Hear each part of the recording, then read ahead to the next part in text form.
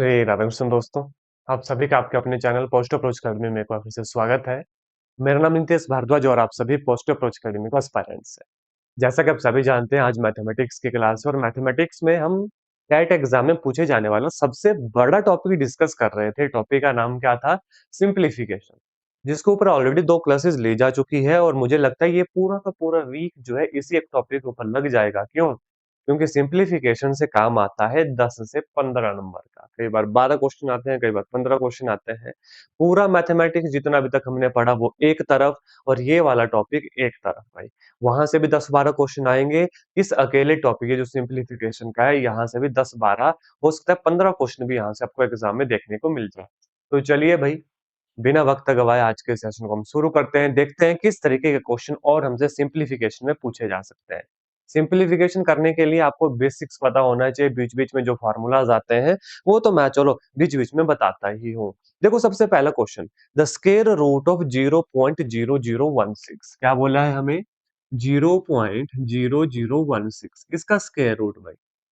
इस तरीके से एग्जाम में बिल्कुल भी गलती नहीं करनी है कि डायरेक्ट आंसर कर दिया। सुनना मेरी बात को ध्यान से, बिल्कुल भी गलती नहीं करनी है कि डायरेक्ट आंसर कर दिया। इसको ओपन करके लिख लो। इसके बाद इसका रूट लेना है, अदरवाइज दिक्कत का सामना आपको करना पड़ सकता है। 4 और इसका आ गया 100, तो कितना बनेगा ये? 0.04 will be our right answer. कौन सा ऑप्शन है? Option number A will B सही जवाब। 0.04 will be our right answer. हाँ जी, ऑप्शन नंबर ए आपका जवाब बिल्कुल सही है। लेकिन फिर मैं कहूंगा एग्जाम में डायरेक्ट मत कर देना, गलती लगने के चांसेस रहते हैं। इसको पहले ओपन करो। दूसरा देखो, और ये सारे के सारे क्वेश्चन प्रीवियस ईयर क्वेश्चन है। इसमें अभी तक मैंने एक्स्ट्रा एक भी क्वेश्चन नहीं करवाया, सारे के सारे पूछे गए क्वेश्चन है। दूसरा क्वेश्चन देखो भाई, the value of 6 plus 1 by 10 plus 6 over 1000 plus 61 over 10,000, क्या बोला है? देखो 6.0000, आगे है 1/10 0.1, आगे है 6 ओवर 1000 0.006, ये वाला कितना? 6/1000। आगे कितना है? 61/10,000 0.0061। इस तरीके से ये बना। इन सभी को ऐड कर दो भाई। 1, 12, 1, 1, 6, 6.1121 है कोई option? Yes, we have our option number D will be right answer. इसमें भी देखो सिंप्लीफिकेशन के क्वेश्चन है आसान, लेकिन इनमें बच्चों को गलती लगने के चांसेस रहते हैं एग्जाम में। तो इसलिए जितना सिंपल हो सकता है उतना सिंपल करना। हार्डली 10 से 20 सेकंड ही लेगा एग्जाम में, इससे ज्यादा आपका समय नहीं जाएगा। आगे चलो, cube root of 1325 plus square root of 20 plus square root of 256। 256 का स्क्वायर मतलब किसका स्क्वायर 256 होता है? 15 15 225, 16 16 256 कितने का बना? 16 का बना। 16 जमा 20, 16 जमा 20 36, 36 का स्क्वायर रूट 6 बना। 36 का स्क्वायर रूट 6 बना। 1325 जमा 6 1331, और ये क्या है? क्यूब रूट है 1331, तो ये है 11 का। ये है 11 का। 11 ग्यारह 121, 121 गुना 11 1325, तो क्यूब रूट कितना आ गया? 11 will be our right answer. कितना आ गया? 11 आ गया भाई। क्लियर हो गया? Option number A will be right answer. Option number ए हमारा सही जवाब है। ध्यान रखना, ये है आसान क्वेश्चन। 12 से 15 मार्क्स आपको आराम से मिल जाएंगे। 12 से 15 मार्क्स आपको आराम से मिल जाएंगे भाई, लेकिन इसके लिए बेसिक्स का होना बहुत जरूरी है। बेसिक्स का पढ़ा होना बहुत ही ज्यादा जरूरी है यहाँ पर। Is that clear? चलेंगे आगे, देखिएगा क्या क्वेश्चन कहता है नेक्स्ट हमें। आराम से पढ़ना। ट्रेन वाला क्वेश्चन भी बहुत बार रिपीट होता है भाई। If a train 50 metre long passing a platform of length 100 metre in 10 second, then the speed of the train. Speed पूछी है, चाल पूछी है, व्हाट इज स्पीड या व्हाट इज वेलोसिटी? स्पीड होता है डिस्टेंस ओवर टाइम भाई, डिस्टेंस ओवर टाइम। हमें डिस्टेंस का पता होना चाहिए। याद रखना, जब भी कोई ट्रेन है किसी प्लेटफॉर्म के ऊपर से गुजरती है, उसने जो डिस्टेंस कवर किया, ट्रेन का डिस्टेंस तो आएगा ही, साथ में उस प्लेटफॉर्म का डिस्टेंस भी ऐड होगा। मतलब क्या हुआ, इन्होंने बोला if a train 50 metre long passes through a platform of length 100 metre, जैसे मान लो ये है हमारा प्लेटफॉर्म 100 मीटर का, ये है हमारी ट्रेन, ये है हमारी ट्रेन कितनी 50 मीटर की। यहां से जब इसने शुरू किया पॉइंट ए से, जैसे ही पॉइंट बी पर पहुंची, इसने कवर कर लिया 100 मीटर, 100 मीटर, लेकिन अभी ट्रेन का लास्ट डिब्बा यहाँ पे कहीं पे होगा। मतलब अगर ट्रेन को पूरा इसको कवर करना है तो ट्रेन को यहाँ पहुंचना पड़ेगा। ये अब हम लास्ट डब्बा जो है वो प्लेटफॉर्म से निकलना चाहिए, तभी ट्रेन ने पूरा डिस्टेंस, पूरा प्लेटफॉर्म जो है कवर किया। यानी कि ये डिस्टेंस भी इसमें ऐड होगा जो किसका है, ट्रेन का है। तो टोटल डिस्टेंस जो ट्रेन ऐड करती है वो होता है the distance of the platform, the distance of the pool, ठीक है, जो ब्रिज होता है, ब्रिज के ऊपर क्वेश्चन बनता है, plus the length of the train भाई। तो what is speed, speed is distance over time. What is distance, 100 जमा 50, 150 बटे time. What is the time, 10 second, that is 15 metre per second will be our right answer. ये बनी speed उसकी। Option number C will be our right answer. Option number C हमारा सही जवाब। Next question, a boy, पहले boy can do a piece of work in 16 days, in how many days can 6 boy do the same work? अब आप देखो, तीसरा दिन है आज हमारा सिंप्लीफिकेशन को पढ़ने का, और लगातार 3 दिनों से ये सेम क्वेश्चन रिपीट हो रहा है। मैंने पहले भी कहा, लगता है इसमें यूनिटरी मेथड है, लगता है इसमें यूनिटरी मेथड है, यूनिटरी मेथड लगेगा, लेकिन उल्टा लगता है। 12 boys can do a piece of work in 16 day, 12 बच्चे किसी काम को 16 दिन में कर रहे हैं, तो एक बच्चा उसको कम में करेगा या ज्यादा में करेगा? यहाँ पे यूनिटरी मेथड उल्टा हो जाता है, तो यहाँ पे हो जाएगा 16 गुना 12। क्यों? अगर किसी काम को कोई 10 बच्चे 5 दिन में कर रहे हैं, 10 बच्चे 5 दिन में कर रहे हैं, तो एक बच्चा या कम में करेगा या ज्यादा दिनों में करेगा? ज्यादा दिनों में करेगा, और ज्यादा के लिए हमेशा गुना होता है। 12 बच्चों ने काम किया 16 दिन में, तो एक बच्चा 16 गुना 12 दिनों में काम करेगा। अब हमसे पूछा है how many days can 6 boy, अब 6 boys can do the same amount of work done. अब 6 बॉय कम दिनों में करेंगे, 6 दो है 12, यानी कि 12 गुना 24, 12 गुना 2 24, 24 days will be our right answer. है ऑप्शन? अच्छा, यहाँ पे ऑप्शन नहीं है ना, 12 दो 24, गड़बड़ तो नहीं की हमने, देख लेते हैं भाई, कोई गड़बड़ तो नहीं की। 12 boy can do a same piece of work in 16 day, 12 बच्चे 16 दिन में, एक होगा 16 गुना 12। अच्छा, उल्टा कर दिया है ना, उल्टा कर दिया भाई।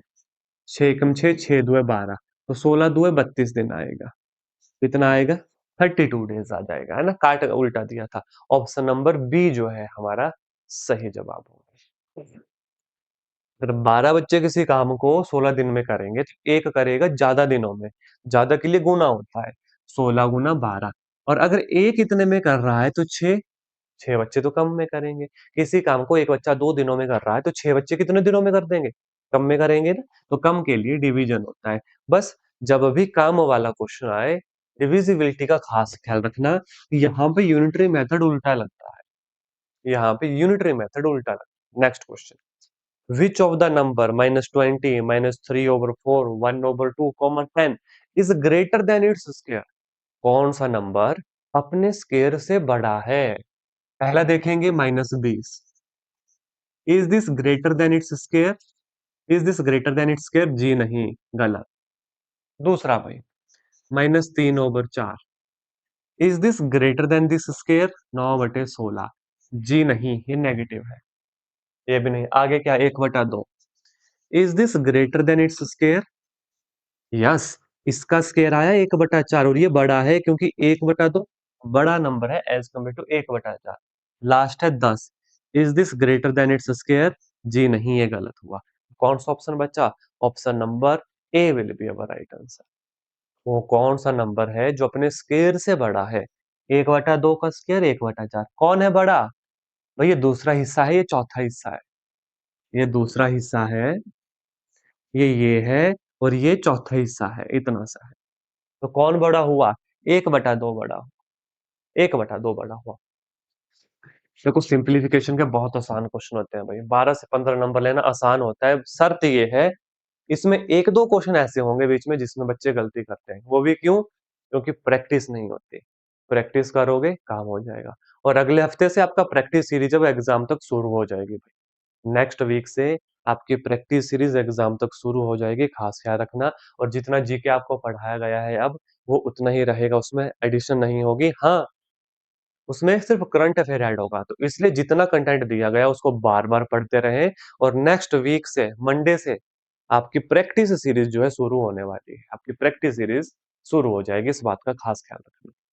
Next question, standard form of rational number 48/36 with negative sign. इसके स्टैंडर्ड फॉर्म से घबराना मत। स्टैंडर्ड फॉर्म का मतलब होता है कि इसको सिंपलीफाई करके क्या लिख सकते हैं।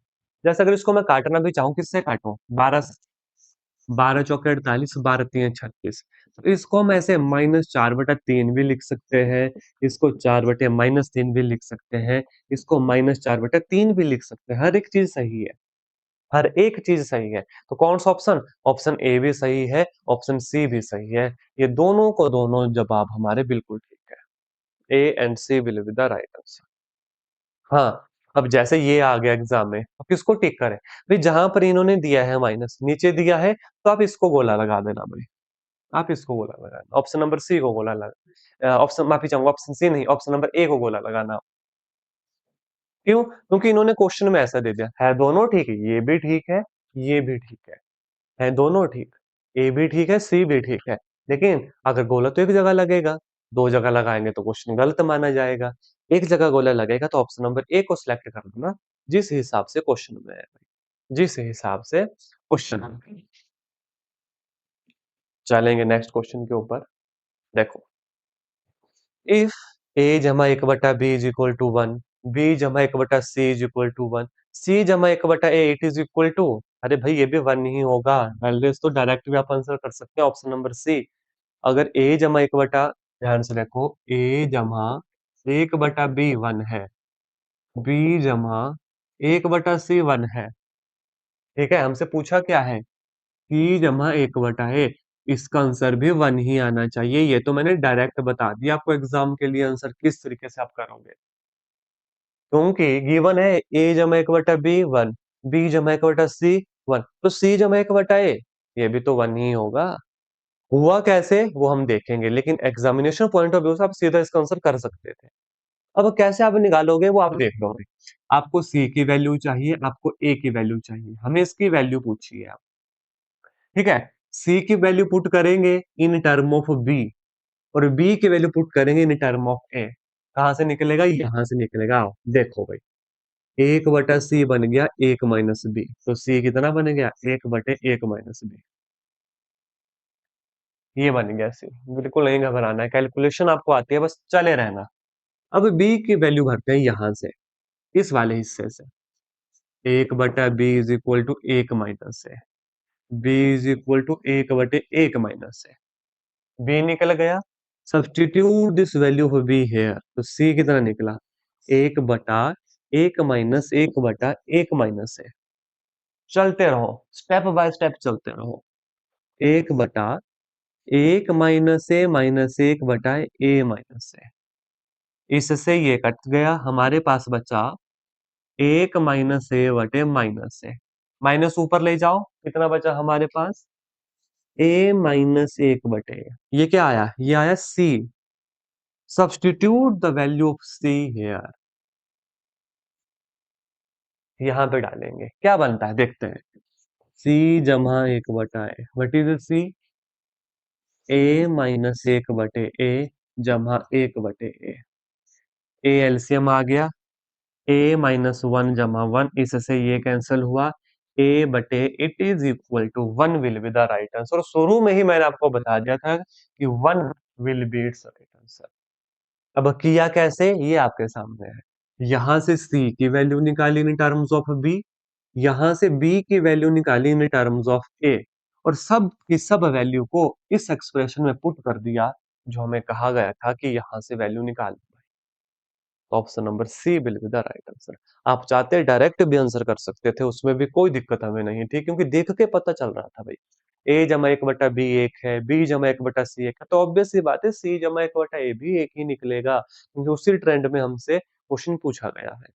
तो ये आपने खास ख्याल रखना। नेक्स्ट क्वेश्चन देखो, the value of X square minus Y square की क्यूब जमा Y square minus Z square की क्यूब जमा Z square minus X square की cube over X minus Y की क्यूब जमा वाई माइनस जेड की cube जमा जेड माइनस एक्स की क्यूब। अब इसमें जिन एस्पिरेंट्स ने नहीं पढ़ा होगा वो उनसे क्वेश्चन नहीं होगा, जिन्होंने पढ़ा होगा वो उसका सही आंसर करेंगे, वो भी विद इन 30 सेकेंड, इससे ज्यादा नहीं भाई, इससे ज्यादा इसको समय लगेगा ही नहीं। अब आप बोलोगे कैसे, यहाँ पे तो क्यूब का फॉर्मूला है, यहाँ पे तो क्यूब का फॉर्मूला है, लेकिन अगर आपने मेरी प्रीवियस 2 क्लासेस लगा ली, इससे पहले वाले अगर मेरी 2 क्लासेस लगा ली, तो ये फॉर्मूला हमने पढ़ लिया था, ए cube B cube C cube का। ये फॉर्मूला हम पढ़ चुके हैं भाई। क्या होता है फॉर्मूला, ए जमा बी जमा सी। क्या फॉर्मूला है, ए जमा बी जमा सी जमा ए स्केयर जमा बी स्केयर जमा सी स्केयर, ए स्केयर जमा बी स्केयर जमा C square minus A B minus B C minus C A बीच वाली term plus 3 A B C. ये फॉर्मूला है हमारा ए क्यूब जमा बी क्यूब जमा सी क्यूब का। ऐसे क्वेश्चन हमेशा फॉर्मूला से एग्जाम में होते हैं, इनको ओपन करने नहीं लग जाना कि ए जमा बी की क्यूब लगा दी, ए माइनस बी की क्यूब लगा दी, तब तो फिर काम हो गया, तब तो आपको कम से कम 3-4 मिनट लग जाएंगे, और ऐसे क्वेश्चन ऑलरेडी सॉल्व कर चुके थे। अब बड़े ध्यान से देखेंगे भाई, ऊपर वाला हिस्सा देखो, X square minus Y square minus Z square minus X square, इस पूरे को ए मानेंगे, ए की क्यूब बी की क्यूब सी की cube, what is the formula, A जमा बी जमा C, X square minus X square minus Y square जमा का Y square, Z square minus का जमा का जेड स्केयर। तो ये वाली टर्म इस ऊपर न्यूमरेटर में ये वाली टर्म जीरो बन जाएगी, प्लस अब ये देखो भाई, ये वाली टर्म ए स्केयर जमा बी स्केयर जमा सी स्केयर, इसका स्केयर करेंगे एक्स की 4, यहाँ पे भी स्केयर करेंगे माइनस एक्स की 4, तो ये वाली टर्म भी जीरो बन जाएगी, ये वाली टर्म भी जीरो बन जाएगी, बचेगा 3 टाइम ए बी सी। तो ए कितना है, ए है हमारे पास X square minus Y square, B है Y square minus Z square, और सी कितना है Z square minus X square. ये है ए बी सी हमारे पास, ये है A B C. Same scenario नीचे भाई, ए क्यूब जमा बी क्यूब जमा सी क्यूब, इन्हीं फार्मूला में डलेगा, जीरो जीरो आ जाएगा हमारे पास, और लास्ट में बचेगा 3 time A B C, X minus Y, Y minus Z, Z minus X, ये बचा भाई। इस 3 से ये 3 कटा, यहाँ पे एक और फॉर्मूला लगा, ए स्क्र माइनस बी स्क्र का, ए जमा बी ए माइनस बी, ए माइनस बी से ये कट गया, ए माइनस बी से ये कट गया, बचा सिर्फ क्या प्लस का भाई, एक्स जमा वाई, वाई जमा जेड, जेड जमा एक्स। तो ये हमारा आंसर है, जो कौन सा है भाई, वो है option number A will be the सही जवाब।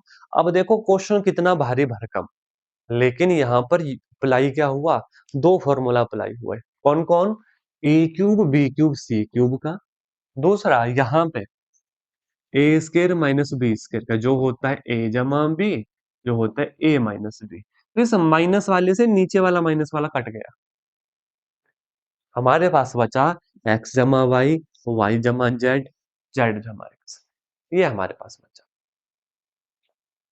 ठीक है, तो याद रखना, इस तरीके के क्वेश्चन एग्जाम में हमेशा ऐसे ही सॉल्व होंगे, और ये कोई इस वाले पीवाईक्यू की बात नहीं, इससे पहले भी ऐसा हम सॉल्व कर चुके हैं। इसके बाद जितने दिन इस हफ्ते आपकी प्रैक्टिस होगी ये सिंप्लीफिकेशन वाले टॉपिक की, आप देखना ये क्वेश्चन लगभग हर एग्जाम में पूछा गया है, हर एग्जाम में पूछा गया है, तो खास ख्याल रखना इन बातों का।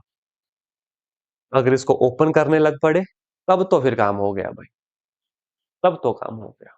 Next MCQ, 75% of student in a class passed an exam. 75% बच्चों ने क्लास में एग्जाम पास किया। अगर if two more student has pass the exam, अगर किन्हीं दो और बच्चों ने पास कर लिया, 80% वुड हैव बीन सक्सेसफुल। बोलने का मतलब है किसी क्लास में मान लो 100 बच्चे थे, उसमें 75% बच्चों ने एग्जाम को पास कर लिया। ठीक है, ये कह रहे हैं अगर किन्हीं दो और बच्चों ने पास किया होता एग्जाम, तो हमारा जो परसेंटेज थी वो 80% हो जाती भाई। ये 80% बच्चे पास हो गए। Then total number of student in the class, तो क्लास में टोटल नंबर ऑफ स्टूडेंट कितने हैं? मैं बोलता हूँ भाई चलो एक्स है, तो देखो एक्स का 75% माइनस इसी एक्स का 80%, कितने बच्चे बचेंगे? दो बच्चे बचेंगे। क्योंकि हमसे कहा गया था कि अगर दो बच्चों को ऐड कर दिया जाए तो रिजल्ट विल बी 80%। 75 से सीधा 80% आ जाएगा। तो हमने क्या किया, एक्स मान ले टोटल बच्चे, उनका एक्स का 75% माइनस उस एक्स का 80%, दोनों को घटा दिया। आगे वाली वैल्यू पीछे वाली वैल्यू को, बचेगा क्या? वे जो दो बच्चे ऐड किए थे वही मैंने लिखा, वही मैंने लिखा। अब बस काम खत्म। माइनस का यहाँ पे बिल्कुल मतलब ध्यान मत देना, क्योंकि हम बच्चों की बात करें तो माइनस दो बच्चे तो कभी नहीं होंगे। ठीक है, तो इसलिए माइनस साइन को यहाँ पे इग्नोर करना, क्योंकि मैं नीचे नेगेटिव नहीं लगाऊंगा। ठीक है, 100 80 से 75 गए, 5x it is equal to 2, तो 5x it is equal to 200, तो x इज इक्वल टू 5 के 20 40। तो कितना बच्चा हमारे पास है भाई? हमारे पास 40 बच्चा है। 40 बच्चा हमारे पास है। टोटल पूछा था, the total number of student in the class are 40। पहले था 75 बच्चे ने पास किया एग्जाम, अब दो बच्चे और आ गए तो रिजल्ट 80 हो गया। तो 80 माइनस 75 कितना आना चाहिए भाई? दो बच्चे आने चाहिए। लेकिन किसका भाई? इस एक्स का। What is x? X is the total number, x is the total number of student. बस सिंप्लीफिकेशन का क्वेश्चन था, परसेंटेज का क्वेश्चन था, रूल क्या लगा वो आपको बता दिया। चलेंगे नेक्स्ट एमसीक्यू के ऊपर। ये कॉन्सेप्ट मैं पहले भी समझा चुका हूँ कि पावर के ऊपर पावर के ऊपर पावर और ब्रैकेट हो तो पावर आपस में मल्टीप्लाई हो जाती है। और इट इज इक्वल टू 7 की पावर m। जब देखो a की पावर m की पावर n हो तो ये बन जाता है a की mn। यहाँ पे a की m हो और यहाँ पे a की n हो, बेस बराबर हो तो पावर आपस में क्या हो जाती है? बराबर हो जाती है। ऑलरेडी ये काम हम कर चुके थे। इसके अलावा अगर हमारे पास a की पावर माइनस m हो तो ये ऊपर चले जाते हैं भाई, a की पावर m हो जाते हैं, क्योंकि नेगेटिव एक्सपोनेंट हमने ऑलरेडी पढ़ा है कि रेसिप्रोकल हो जाता है। अब हमसे पूछा है इसका भाई 1/7 स्क्वायर, कोई बात नहीं, यहाँ पे लिखो ऐसे 1/7 स्क्वायर। बाकी ब्रैकेट्स लगी हैं, पावर के ऊपर पावर के ऊपर पावर, पावर मल्टीप्लाई हो जाएंगी। तो नेगेटिव नेगेटिव नेगेटिव, दो गुना 1/3 गुना 1/4 गुना 1/3 गुना 1/4, टू वन जार टू, टू टू जार फोर, तो कितना आया? 1/7 स्केयर की पावर विद नेगेटिव साइन 1/6 भाई, 1/6। अब नेगेटिव है भाई एक्सपोनेंट, तो इसको क्या कर सकता हूँ? 7 स्केयर गुना 1/6। कितना कर सकता हूँ? 7 स्केयर गुना 1/6। टू वन जार टू, टू थ्री जार सिक्स, 7 की पावर 1/3 आ गया, जो किसके बराबर है? जो 7 की पावर m के बराबर है। ये क्वेश्चन में गिवन है देखो, 7 की पावर m के बराबर है। अगर बेस बराबर है तो पावर इक्वेट हो जाएंगी। और what is the value of m? The value of m is 1/3। Option number ए, नहीं भाई ऑप्शन नंबर ए नेगेटिव है, लेकिन हमारा आंसर किस में आएगा? पॉजिटिव में आएगा, है ना? पॉजिटिव में आएगा। m is equal to 1/3 will be our right answer. एक बार फिर से क्रॉस चेक कर लेते हैं कि नेगेटिव तो नहीं आएगा। नेगेटिव यहाँ पे हो गया, जब नेगेटिव हट ही गया, जब नेगेटिव हट ही गया हमारा, क्योंकि वो 7 ऊपर चला गया। हाँ जी भाई, जमा का 1/3 आएगा। इसमें यही रूल्स याद रखने हैं, ये वाले आपका काम हो जाएगा। और ये वाले रूल आई थिंक पहली क्लास में मैंने करवाए थे सिंप्लीफिकेशन की, जो इसकी फर्स्ट क्लास थी सिंप्लीफिकेशन की। और सिंप्लीफिकेशन के लिए जितनी प्रैक्टिस करोगे भाई उतना कम रहेगा। सिंप्लीफिकेशन की जितनी प्रैक्टिस की जाए उतना कम होता है, ठीक है? तो ज्यादा से ज्यादा प्रैक्टिस करनी है सिंप्लीफिकेशन वाले टॉपिक की।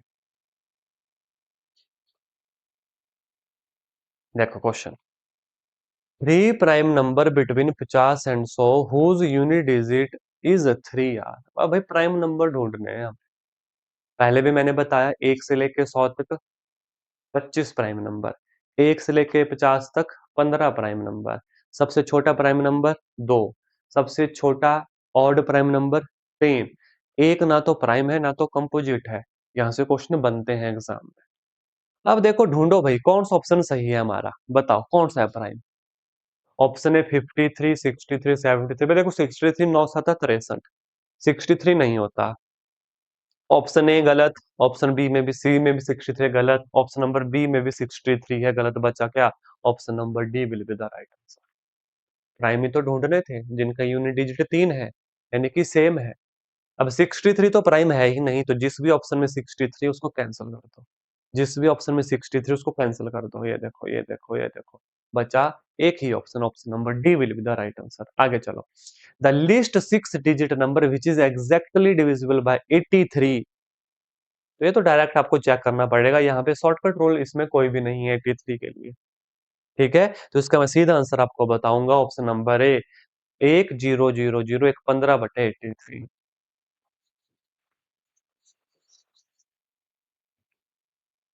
ठीक है, देखो डिविजिबिलिटी के लिए बहुत सारे रूल्स होते हैं। जैसे दो से डिविजिबिलिटी अगर चेक करनी हो तो यूनिट प्लेस पे 0 होना चाहिए, 2 होना चाहिए, 4 होना चाहिए, 6 होना चाहिए। 3 से डिविजिबिलिटी चेक करनी हो तो वो जो डिजिट्स होते हैं उनका सम 3 से डिवाइड होना चाहिए। 4 से डिविजिबिलिटी चेक करनी हो तो लास्ट दो डिजिट 4 से डिवाइड होने चाहिए। 5 से डिविजिबिलिटी चेक करनी हो तो लास्ट में 0 या 5 होना चाहिए। यूनिट प्लेस की मैं बात कर रहा हूँ। 6 से अगर डिविजिबिलिटी चेक करनी हो तो उस डिजिट का 2 से भी डिविजिबल होना जरूरी है, 3 से भी डिविजिबल होना जरूरी है। तो दो दो वो डिजिट जो 2 और 3 दोनों से डिवाइड हो जाता है वो 6 से भी डिवाइड हो जाता है। उसके बाद 8 भाई, अगर लास्ट के 3 डिजिट 8 से डिवाइड हो गए तो पूरा का पूरा डिजिट 8 से डिवाइड हो जाता है। 9 से डिविजिबिलिटी चेक कैसे की जाती है? अगर उन डिजिट्स का सम 9 से डिवाइड हो जाए तो वो पूरा का पूरा डिजिट 9 से डिवाइड हो जाता है। जैसे कि 5, 6, 7, 8, 9, 10, 11, 12, 13, 14, 15, 16, 17, 18। जैसे ये कोई मैंने डिजिट लिख दिया अपनी मर्जी से। अगर इस डिजिट का सम देखो 9 से डिवाइड हो गया, जब 18 आ रहा है, तो पूरा का पूरा डिजिट 9 से डिवाइड हो जाएगा। ऐसे चेक किया जाता है। उसके बाद डिजिट आता है 10 भाई। 10 से डिविजिबिलिटी तो चेक आप कर ही लेंगे, है ना? 0 0 होगा। उसके बाद आता है हमारे पास 11। 11 का भी क्वेश्चन एग्जाम में पूछा जाता है, 3 का पूछा जाता है, 9 का पूछा जाता है, 11 का पूछा जाता है। 11 का डिविजिबिलिटी चेक करने के लिए जैसे कि मान लो हमारे पास कोई ऐसा डिजिट है, ये कोई एक डिजिट है, तो सम करना है इसके इवन प्लेसेस का। जैसे इसका सम कर लिया, फिर इसका और इसका सम करना, उसके बाद इन प्लेसेस का सम करना, इन दोनों को घटाना। अगर ये डिविजिबल हो गया 11 से तो यानी कि पूरा का पूरा डिवीजन हो गया 11 से। इसका मतलब होता है the sum of the even places minus sum of the odd places. If it is divisible by 11 then this whole number is divisible by 11। अभी आगे मैं फिर से बताऊंगा डिविजिबिलिटी रूल जब आगे और क्वेश्चन आएंगे। बस ध्यान रखना इनका हल्का हल्का। Next, in the figure, this figure triangle ABC, measure of angle ABD, A B D. Angle ABD निकालना है भाई, कैसे निकलेगा? सोचो। अब देखो एंगल, ये जो ट्राइंगल है ए बी डी, इसका एक एंगल है 62। ये हमसे पूछा है ट्राइंगल के तीनों एंगल का सम कितना होता है? 180 होता है। क्या ये हम निकाल पाएंगे? ये हम निकाल पाएंगे भाई, ये वाला एंगल। देखो यहां से यहां तक 180, तो ये वाला एंगल कितना? 180 माइनस 119, 10 में से 9 गए एक, और यहाँ कितना बचा? 7 में से एक गया 6, 61 डिग्री। कितना बचा भाई यहाँ पर? 61 डिग्री। तो ये वाला एंगल कितना आ गया? ये आ गया 61 डिग्री। ये 61, ये 62, ये कितना? ये वाला एंगल ए बी डी, ये हमसे पूछा है एंगल ए बी डी, ये कितना भाई? तीनों एंगल का सम 180 करते हैं। एक्स जमा 62 जमा 61 इज इक्वल टू 180। क्यों? क्योंकि ट्राइंगल के तीनों एंगल का सम 180। देखो हर चीज पता होनी चाहिए, हर प्रॉपर्टी पता होनी चाहिए। एक्स जमा 2 और 1 3, 6 6 12 और 1 13, 180। तो एक्स कितना आ गया? 180 माइनस 133। 10 में से 3 गए 7, 8 में से 3 गए, हाँ 7 में से 3 गए 4, 47 डिग्री है ऑप्शन हमारे पास। 47 डिग्री। हमने कुछ गड़बड़ तो नहीं कर दी भाई? हमने कोई गड़बड़ तो नहीं कर दी? देख, एक बार देख लेते हैं। 2 और 1 3, अच्छा 6 6, 123 बना भाई, 123 बना, 123 बना। तो यहाँ पे फिर 7 से 2 गए 5, 57 डिग्री भाई। Option number A will be the right answer. अब हम जानते हैं क्या कि ये जो स्ट्रेट एंगल होता है ये 180 डिग्री का होता है। हम जानते हैं क्या? किसी ट्रायंगल के तीनों एंगल का सम 180 डिग्री होता है। यही तो बातें हैं यहाँ पे समझने वाली। बस अपने आप क्वेश्चन का आंसर निकल जाएगा। ये एक तरीका। अब दूसरे तरीके से भी निकाल सकते थे भाई, है ना? आप दूसरे और भी बहुत सारे तरीके निकालने के। क्यों? हमें पता है ये वाले एंगल ये भी आपस में बराबर होते हैं, ठीक है? हमें ये पता है ये वाले एंगल ये भी आपस में बराबर होते हैं। तो ये बेसिक्स अगर आपको पता होगा सिंपलीफिकेशन में, आप ये सारा काम कर जाएंगे। इसलिए मैंने पहली क्लास में कहा था आपको कि 2-3 पेज जरूर छोड़िएगा। मैं बीच बीच में आपको बहुत सारे फॉर्मूला, बहुत सारे बेसिक्स लिखवाऊंगा, बताऊंगा, ताकि उनको आप एक जगह पे इकट्ठा करके लिख लें। क्यों? क्योंकि बाद में रिवीजन करने के लिए आसानी होती है। बाद में रिवीजन करने के लिए आसानी होती है। नेक्स्ट क्वेश्चन देखो। The sum of two positive number is 63। One number x is double the other, then the equation is. कौन सी इक्वेशन होगी? क्या बोला है? The sum of two number is 63, और एक बोला है कि एक दूसरे का डबल है। एक को x बटा 2 ले लेता हूं, इसका डबल कितना हो गया? x हो गया। एक को x बटा 2 ले लिया, इसका डबल कितना हो गया? x हो गया भाई। ठीक है, यहां तक चीज है। इन्होंने क्या बोला? Sum of two positive number is 63, इनका सम भाई, इसका सम कितना है? 63 है। कितना बना? x बटा 2, 63 माइनस एक्स। ठीक है, बड़े ध्यान से ऑप्शन देख के सॉल्व कर रहा हूं मैं। अपनी मर्जी से सॉल्व नहीं कर रहा कि हाँ इसका इधर एलसीएम ही ले लिया, आंसर ही नहीं निकलेगा। इसके हिसाब से मैं सॉल्व कर रहा हूं। अब देखो x बटा 2 बन गया 63 माइनस एक्स। अब क्या करें इसका? कहीं पहुंच रहे हैं हम किसी के पास? हाँ भाई। अब देखते हैं, इस x को नीचे भेज देता हूँ। 1/2 बटे एक्स। क्या ऑप्शन निकला? अभी ऑप्शन डी की तरफ हम पहुंच रहे हैं। दोनों को उल्टा कर दो, 1/2 को 2 बना दो, एक्स बटे 63 माइनस एक्स। कौन सा ऑप्शन है ये? एक्स बटे 63 minus X is equal to 2। It is option number D. अब इस क्वेश्चन का खास ख्याल रखना, अगर आपने नंबर ऐसे ले लिया होता, एक एक्स एक इसका डबल 2x, ये आंसर कभी नहीं निकलता आपका। ये आंसर कभी नहीं निकलता आपका अगर इस तरीके से नंबर ले लिए होते। स्पेसिफिक क्वेश्चन है, पढ़ना है। इस टाइप के क्वेश्चन में एक नंबर को आधा लो और उसका डबल पूरा हो गया। अब देखो, इसके बाद हम यहाँ पे दो एलसीएम भी ले सकते थे, तो ये बनता x जमा 2x। तब अभी क्वेश्चन गलत हो जाता। हम इस क्वेश्चन के आंसर तक पहुंचते नहीं, इसलिए ऑप्शन भी जरूर देखना है। मैंने ऐसे भी नहीं किया, मैं इसको दूसरी तरफ ले गया। क्यों? क्योंकि मैंने ऑप्शन देखे, अच्छा x-63 लिखा है, 63 माइनस एक्स लिखा है, ठीक है। देखो x-63 लिखा है, इसलिए इस x को यहाँ पे ले गया, बन गया ना 63 माइनस एक्स। बस अब इसका उल्टा किया, अपने आप आंसर निकल गया भाई, अपने आप आंसर निकल गया। तो ये थे कुछ इंपॉर्टेंट एमसीक्यूज आज के इस क्लास के, इस टॉपिक के, सिंपलीफिकेशन के। ऐसे ही क्वेश्चन मैं आपको लगभग इस पूरे वीक कराऊँगा और ये जो सिंप्लीफिकेशन का टॉपिक है टिप्स के ऊपर आपके करवाऊँगा भाई। क्यों? क्योंकि सिंप्लीफिकेशन से एग्ज़ाम में कम से कम 12-15 क्वेश्चन जो है आते हैं। देखो ध्यान से, सिंप्लीफिकेशन 2 तरीकों से होगी। नंबर 1 बेसिक्स पता हो, जितने भी फ़ॉर्मूलाज़ बीच-बीच में मैं ऐड करवा रहा हूँ, उनका पता होना चाहिए। नंबर दूसरा, आपको इसकी प्रैक्टिस होनी चाहिए।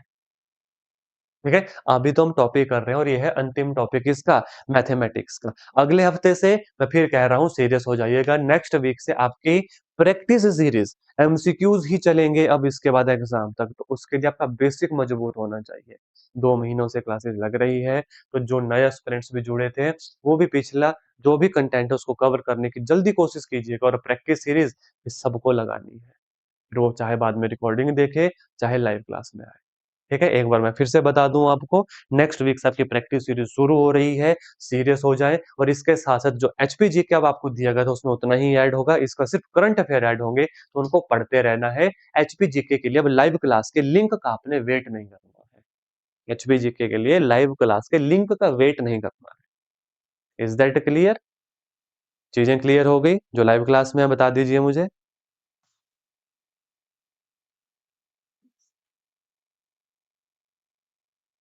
ठीक है। बाकी अभी ये जो सिंप्लीफिकेशन वाले हैं, इसको कम से कम 1-2 वीक लग जाएंगे, 1 वीक लग जाएगा। उसके बाद मैथमेटिक्स के मैं थोड़ा सा आपको प्लस वन प्लस टू का करवाऊंगा। क्यों? क्योंकि क्या होता है, डेरिवेटिव वाले क्वेश्चन, इंटीग्रेशन वाला एक आधा क्वेश्चन बीच में पूछ लिया जाता है। ठीक है, तो चलो भाई, अच्छे से पढ़ते रहो, हंसते रहो, खेलते रहो, मुस्कुराते रहो। हम मिलूंगा आपसे कल इसी तरीके से इसी क्लास में। धन्यवाद। जय हिंद, जय भारत।